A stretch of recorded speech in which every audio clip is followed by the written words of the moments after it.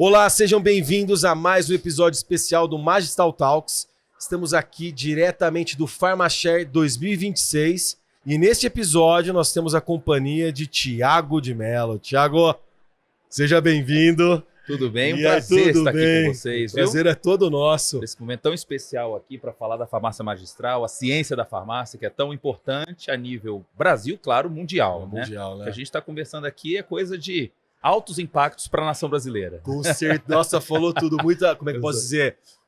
A sociedade brasileira ainda para conhecer muito da farmácia magistral.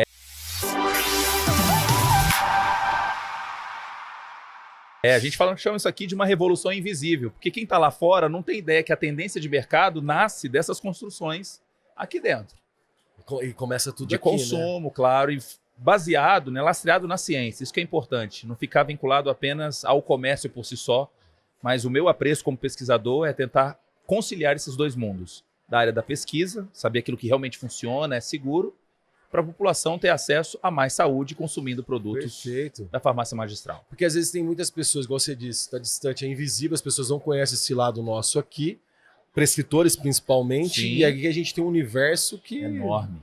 É muito grande, de possibilidades, né? Possibilidades aí então que essa navegação seja segura para não correr riscos também em meio a esse trajeto. Falar bonito, hein, caraca. Mas olha só. Ô, Thiagão, me fala uma coisa. E da sua apresentação hoje, qual o ponto importante que as farmácias que estão aqui no PharmaShare hoje, que escutaram você ali, o que elas devem levar aí para casa com a tua... É interessante que ano passado eu participei falando aqui de raciocínio clínico, que é algo importante também dentro da farmácia magistral, que não deve ficar ali nos bastidores apenas produzindo medicamento, mas servindo também os pacientes, atendendo, tendo a chance de uma consulta farmacêutica, uma forma personalizada de tratamento. E esse ano o convite foi para falar sobre esse boom das canetas emagrecedoras. Famosas como tirzepatida, semaglutida, liraglutida, ezenatida e quem está chegando agora, retatrutida. E agora qual é o contexto da farmácia magistral nisso? Porque onde ela vai se localizar? Apenas produzindo substâncias para tentar proteger o paciente? Vai ficar preocupado só em produzir caneta? Ou também trazer segurança para tratamento? Ou seja, ele começa a fazer uso da caneta, perde massa muscular, tem enjoos. Alguns começam a ter queda de cabelo. E aí entra o quê? A farmácia magistral amparando esse paciente ao longo do tratamento. Então tem uma função não somente social de gerar os suplementos, mas também de trazer personalização para cada caso. É diferente de quem chega na drogaria e compra aquele multivitamínico padrão para todo mundo. Eu tô vendo, você tem seu irmão que é gêmeo, tá certo? Tá certo. Você veio da caravana de onde? Caravana aqui, Campinas. Aqui. Da Campinas. Então você calça quanto, por exemplo? Olha que interessante. 46. 46. Seu irmão, 46. Agora, você imagina a farmácia, ela tem um sapato 42 para todo mundo. Quem calça 36, compra o polivitamínico 42. Quem 46... Então eu padronizo uma coisa que não é padronizável, porque cada ser humano tem a sua necessidade. E é isso que a farmácia de manipulação tem que enxergar, esse nicho mais pessoal, de ter um alfaiate farmacêutico. O alfaiate é aquele, então, que mede e faz o terno para você de forma milimétrica. Esse é o meu sonho, de tentar aproximar o mundo da produção com também o cuidado pessoal para cada paciente. E você falando isso, a gente, como representante, fui muitos anos representante, e eu vi assim, sabe, Thiago, quanto que a classe médica ainda desconhece também, além da sociedade, a sociedade médica desconhece. Posso botar um tempero nessa história? Bota, manda bala, manda bala. Eu sou professor de medicina desde 2005. E, ultimamente, virou uma grande moda no Brasil a forma de ensino no formato PBL. O que é o PBL? É o Problem Based Learning, ou seja, um aprendizado baseado em problemas. Onde está o problema nisso? É que às vezes o foco bioquímico, fisiológico, mais tempo para estudar essas coisas, ele passa. O indivíduo passa ali quarto, quinto período sem algumas noções importantes do medicamento, da produção. E quando ele entra no mercado, ele tem um tsunami de informação que ele passa e fala, meu Deus, é muita coisa. Então me dá aqui um roteiro, e aí ele pega aquele roteiro e se torna um mero repetidor, tecnicista, de modismos sem uma visão crítica do processo. E aí que entra o farmacêutico, que precisa ter o conhecimento da produção, da farmacotécnica, mas também o conhecimento clínico, para fazer uma ponte e não muros com os médicos. Nossa. Houve uma... Nossa, realmente. Eu tô até... Que é realmente... Construção de pontes Putz. e não de muros. Não de muros. Adorei isso, adorei. Gostou? Adorei, gostei. É, muito bom, muito bom. Ô, Thiago, e assim, vendo tudo isso que você tá falando da medicina, da sociedade, das canetas, olha o papel da farmácia magistral para a sociedade. Ele é meu. histórico. Muitos países não têm o privilégio que nós temos. A farmácia magistral no Brasil, ela é extremamente avançada, mas ela precisa agora ter nortes que não sejam apenas mediados pelo interesse comercial, porque isso vem como fruto. Mas quando as pessoas passarem a entender que esse alfaiate existe, ele vai falar, meu Deus do céu, quanto tempo eu perdi ali gastando mundos e fundos com produtos de sapato 42 e o meu era um sapato menor, eu podia até gastar menos, eu podia fazer menos exames, Com certeza. eu podia ter menos doenças, Sim. porque eu sei que lá na farmácia também tem alguém que me ajuda a me acompanhar durante o tratamento.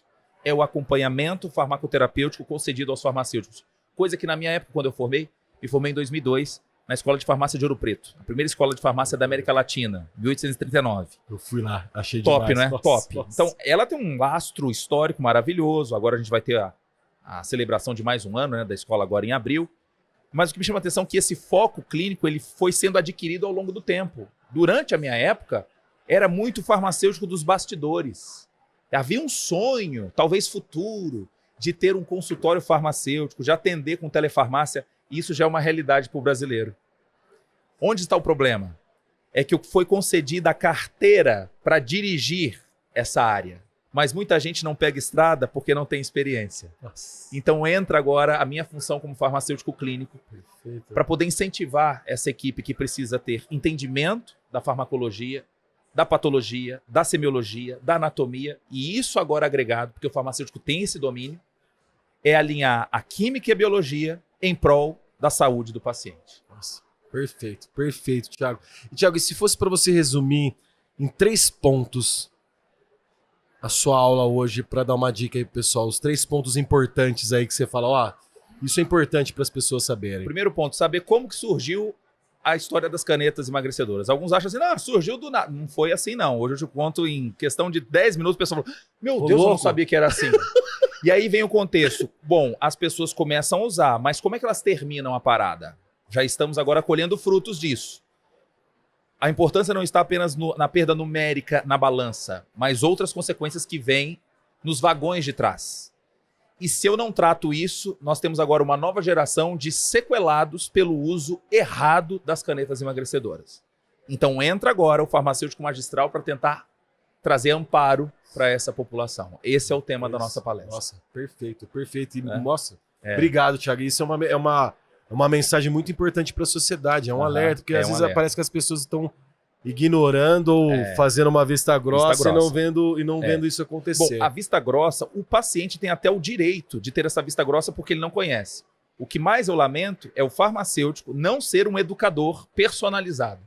Porque muitas vezes, num bate-papo, numa consulta, ele vai sair da farmácia magistral dizendo, de fato, você tem razão, eu não preciso da tizepatida. Eu preciso agora do seu suplemento de creatina, de leucina, de psyllium, de talvez, se precisar, magnésio, B12, e que eu vou adquirir na farmácia e não preciso agora do conteúdo para emagrecer. Eu vou aderir ao seu conselho de procurar um educador físico, aumentar meu exercíciozol, que é um excelente remédio, junto com a suplementação. Toma. Alguns me perguntam assim, como é que eu perco peso fácil? Eu falei, toma exercíciozol todo dia. Nadadol, vergonha na cara dol. Corredol. Muito bom, Thiago. Achei fantástico.